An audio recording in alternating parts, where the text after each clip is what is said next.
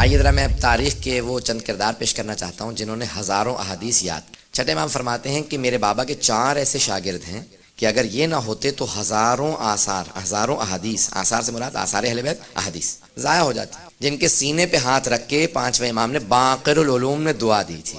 سینے پہ ہاتھ رکھا ابو بصیر، حضرت ابو بصیر لیث بختری جن کا نام ہے، لیث نام ہے لیکن لیث یعنی شیر، اڑانے والا شیر. ان کا ابو بصیر ان کی کنیت تھی اور ابو بصیر ہی کے نام سے مشہور ہے.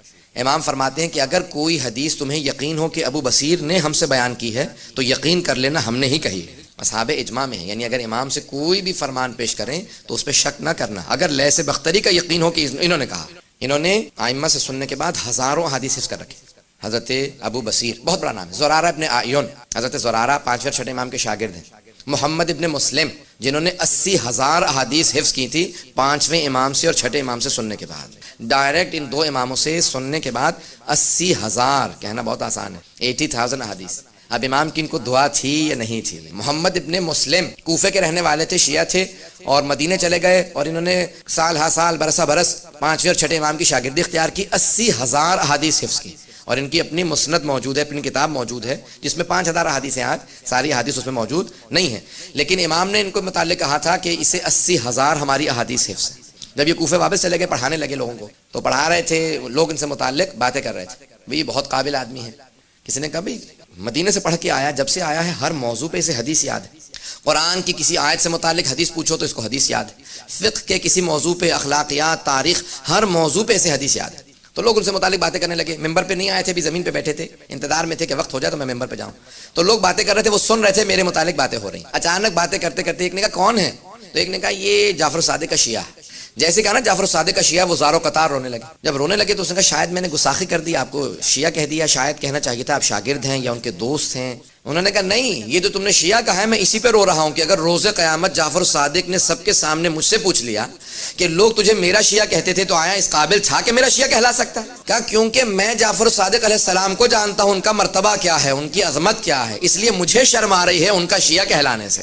فرماتے ہیں، کہتے ہیں کہ جب زرارہ ابن اعین مسلسل امام کی بارگاہ میں 35 سال جاتے رہے، پڑھتے رہے، تو ایک دن زرارہ نے امام سے شکایت کی. کہا مولا بچپنے سے اپنے بابا کے ساتھ آیا کرتا تھا. زرارہ ابن اعین کا اعین کے ساتھ اپنے بابا کے ساتھ آتا تھا. آپ مجھے 35 سال سے یہ حج پڑھائے چلے جا رہے ہیں، یہ حج کب ختم ہوگا؟ کب تک میں حج کے حکام سیکھتا رہوں گا؟ یہ حج کا فلسفہ، حج کی تاریخ، یہ کب ختم ہوگا؟ مجھے دوسرے بھی چیپٹر پڑھائیے. امام نے کہا اے زرارہ، وہ حج جو جناب آدم کی خلقت سے 2000 سال پہلے شروع ہوا تھا، تم چاہتے ہو میں سارے حکام 35 سال میں پڑھا دوں؟ کہ زرارہ میرا بیان بہت زیادہ ہے، سیکھنے والے افراد بہت کم ہیں. سیکھنے والے افراد کم. آپ نے سنا 4000 شاگرد تھے امام جعفر صادق علیہ السلام کے. 4000. یہ کیا پڑھ رہے تھے امام کے پاس؟ الف بے سیکھ رہے تھے. یہ مکتب کے 4000 شاگرد تھے جو امام کی بنیادی علوم سیکھ رہے تھے. عزیزان گرامی، میں اپنے الفاظ میں آج آپ کو پیش کروں تو یہ ریسرچ اسٹوڈنٹ سے جتنے افراد پی ایچ ڈی لکھ رہے تھے، یہ جتنے بھی ریسرچ اسٹوڈنٹس ہیں، یہ سارے ریسرچ پیپر لکھ رہے تھے، پی ایچ ڈی کے، ایم فل کے، جیسا سے آج پیپر لکھے جاتے ہیں نا.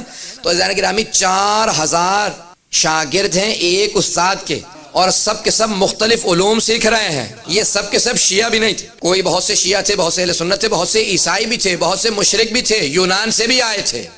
کہ میں کیمیا پڑھ رہا ہوں. عزیزان گرامی، امام کے ایک شاگرد ہیں، میرے ایک دوست ہیں فرحت حسین کے نام سے، پاکستان سے تعلق ہے، برطانیہ میں ان کو ایوارڈ ملا ہے کہ سب سے زیادہ ماسٹرز ڈگریز ان کے پاس ہیں. 10 انہوں نے ایم اے کیے ہیں، سب سے زیادہ ماسٹرز ان کے پاس ہے، فرحت حسین کے نام سے. تو ان کی کتاب ہے حضرت جابر بن حیان پہ، پوری انہوں نے ریسرچ کی ہے. تو ان کی کتاب میں دیکھ رہا تھا، پھر انہوں نے بتایا کہ وہ گئے جا کے جناب جابر بن حیان جنہوں نے کیمسٹری کے اوپر سب سے پہلی کتاب لکھی ہے، کیمیا پہ، کیمسٹری پہ سب سے پہلی کتاب جابر بن حیان کی ہے. تو کہا کہ گیبر کہتے ہیں، انگلش میں گیبر کے نام سے مشہور ہے لیکن جابر بن حیان نام ہے. کہا میں ایک مرتبہ گیا ان کی کتاب دیکھنے کے لیے برٹش لائبریری کے اندر، کہ کہا ان کا نسخہ ہے، خطی نسخہ قلمی موجود ہے، دے نہیں سکتے. کہا صرف مجھے فوٹو کاپی چاہیے، اصل دیکھنا چاہتا ہوں. کہا اس کے اندر انتساب لکھا تھا، جسے انگلش میں ڈیڈیکیشن کہتے ہیں. آئی ڈیڈیکیٹ مائی ورک ٹو، اس میں الفاظ یہ لکھے تھے جناب جابر بن حیان نے، I dedicate my work to my master Jafar ibn Muhammad. میں اپنے اس کتاب کا انتساب لکھتا ہوں اپنے آقا و مولا جعفر ابن محمد الصادق علیہ السلام کے نام، جنہوں نے جو کچھ سکھایا تھا میں نے کوتاہیوں سے لکھا ہے، ان کا علم زیادہ تھا لیکن میں نے بہت کم لکھا ہے. عزیزان گرامی، اتنے مختلف علوم کے پڑھنے والے پتہ نہیں توجہ ہے نہیں ہے. اتنے مختلف علوم کے پڑھنے والے. چند برس پہلے میں برطانیہ کے لندن کی یونیورسٹی میں گیا کہ میں اس موضوع پہ پی ایچ ڈی کرنا چاہتا ہوں. انہوں نے کہا ہمارے پاس سپروائزر نہیں. تو میں نے کہا میں آپ کو سپروائزر پرووائڈ کر دیتا ہوں. تو انہوں نے کہا ایک اسٹوڈنٹ کی خاطر تو ہم ایک آدمی کو پیسے دے کے نہیں لے کے آئیں گے سپروائزر کے طور پہ, تو آپ کہیں اور چلے جائیں. ایک میں پی ایچ ڈی کرنے والا جو میری وہاں پہ آبیاری نہیں ہو سکتی کیونکہ وہاں پہ موجود نہیں تھا اس موضوع پہ کوئی آدمی جو سپرویژن کر سکتا. توجہ ہے.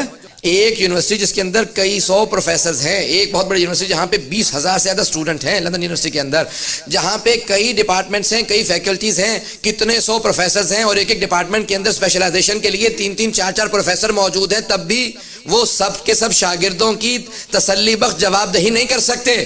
لیکن آج سے 1300 سال پہلے ایک استاد 4,000 شاگرد, اور تمام کے تمام شاگرد اپنے اپنے فیلڈ میں ماہر. استاد کا علم 4,000 شاگردوں سے زیادہ تھا.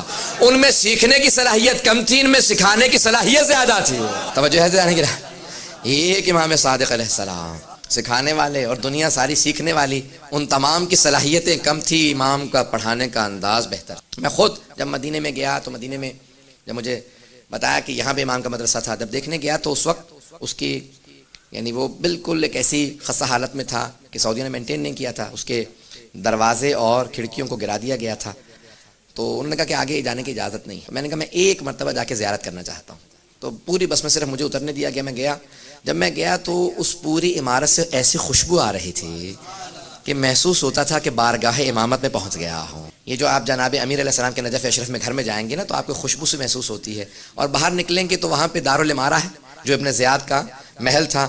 اتنی اس کی موٹی دیواریں ہیں اور زمین بوس ہو چکا ہے, زمین میں دھنس چکا ہے, اور وہاں سے ایسی عجیب و غریب سی اسمیل سی آتی ہے, بو آتی ہے. اور جب آپ آئیں گے, جناب امیر کا جو کچا مکان تھا آج تک باقی ہے. حق کے آثار باقی رہتے ہیں, باطل ہمیشہ مٹ جایا کرتا ہے. عزیزان گرامی, ہر دور میں باطل مٹتا رہا ہے, اور آج بھی ائمہ علیہ السلام کے احادیث کے آثار باقی ہیں. ان کے احادیث کو سیکھنے کے بے انتہا برکت.